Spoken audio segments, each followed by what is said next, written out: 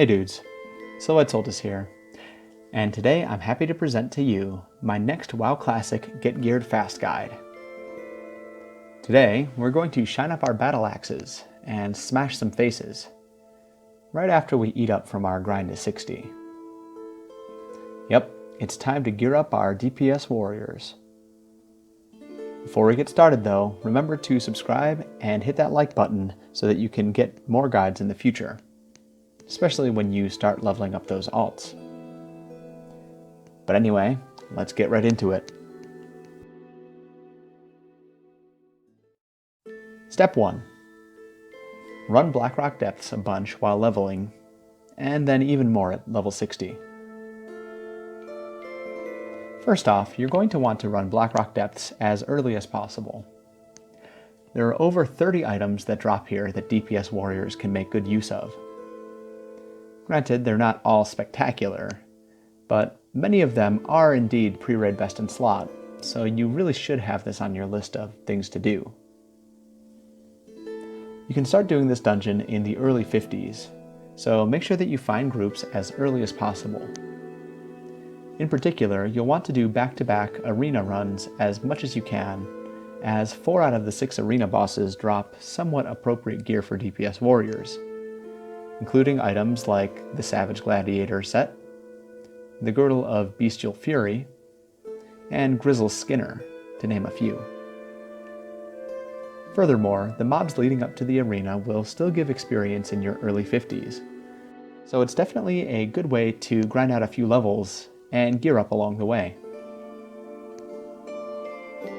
At around level 55 or so, start doing full runs of BRD to knock out any attunements, such as Molten Core and the Alliance Onyxia attunement quest. There are some really amazing items later on in the dungeon, such as the Warstrife leggings and Hand of Justice, both from General Angerforge. But you likely won't be able to find a group willing to take you into a full clear until you're around level 55 or higher. Plus, this is the level you can start attunements anyway, so it really makes sense to do it from here on out. You can also continue doing arena farms as needed, but hopefully by this point you'll have grabbed most of the items that you want. Step 2. Do these quests. Now that you're quickly approaching level 60, there's a few quests that you should make sure that you complete.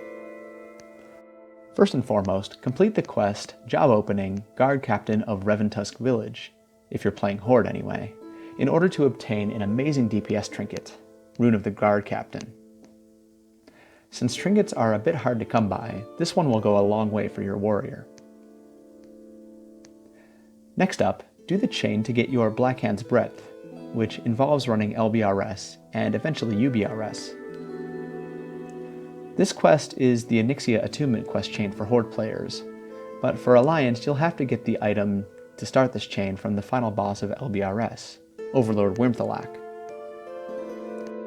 When doing the dungeons to complete this quest chain, you're going to have a decent shot at some nice gear along the way. While you're running LBRS, keep an eye out for great items such as Black Crow from Shadowhunter Vashka Jin, and any other potentially useful gear. And of course, the same goes for the UBRS run. After all, each of these dungeons contains around 20 useful drops for DPS warriors, so you're almost bound to fill up some slots along the way. Finally, head over to the Plaguelands to do the quest chain In Dreams for your pre-raid best in slot neck, Mark of Fordring, as well as the quest chain ending in the Scarlet Oracle Demetria if you're playing Horde, or Order Must Be Restored if you're playing Alliance. These two quest chains offer the item Gorewood Bow, and assuming that you didn't get the one from Blackrock Spire, this is a really good bow to start off with at level 60. So, wrap up those 4 quests, and then move on to the next step. Step 3. Run Upper Blackrock Spire. After you've run BRD into the ground, and finished up a few of the most lucrative quests for your warrior, it's time to head over to UBRS. This dungeon is one of the best for warriors in terms of quality items, with around 20 of the best DPS warrior items in the game, including True Strike shoulders, Battleborn arm braces, and Blademaster leggings for those of you not getting the Devil Sword gear.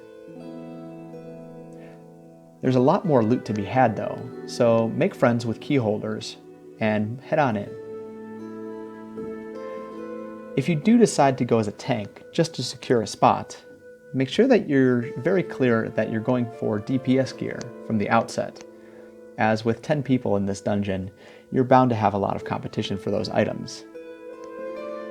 If you don't say that you're going for DPS gear and you're rolling as a tank, you might get accused of ninjaing when you do roll on things.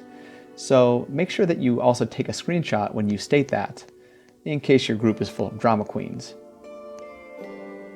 But anyway, good luck in the Spire. Step 4. Fill in the gaps. When you run enough dungeons and have only a few empty slots left to round out, head over to the auction house to buy some cheap blues or high attack power green items. Alternatively, you could explore different dungeons as well, especially dungeons with quests that award gear like the Kirtanos the Herald questline in Skull-Immense. That particular questline awards Mira's Song, which is a wonderful offhanded sword. But by this point you should be geared pretty well. So if you just want to smash things in MC and Onyxia, you should be good to go. Just make sure that you've wrapped up all of your attunements first.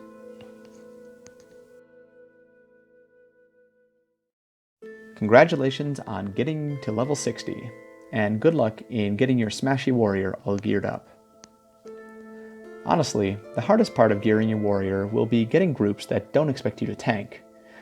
But if you manage to get groups, and remember to announce what you're going for as you run the dungeons, you should be fine. As a final note, you probably noticed that I didn't mention anything about Dire Maul in this guide, despite it now being available. The reason for this is that while much of the gear is very good, there simply isn't enough of it for DPS warriors to make it a viable option for fast gearing. However, if you plan to do tribute runs for the buffs before heading into MC or Onyxia, you should keep an eye out for potential upgrades. But anyway, that's it for today. If you like this guide or found it useful, let me know by subscribing and leaving a comment down below. Follow me on Facebook and Twitter for updates on future content releases, streams, and more. Also, if you prefer written guides, you can find this guide over on my blog, as well as all of my other guides at silvitesoltis.blogspot.com.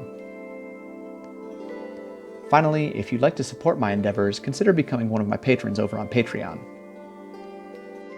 I appreciate any and all support, whether it's a donation or just a share with someone that might find this guide useful. But yeah, that's all I've got for today. Thanks again for watching, and as always, take it easy, guys.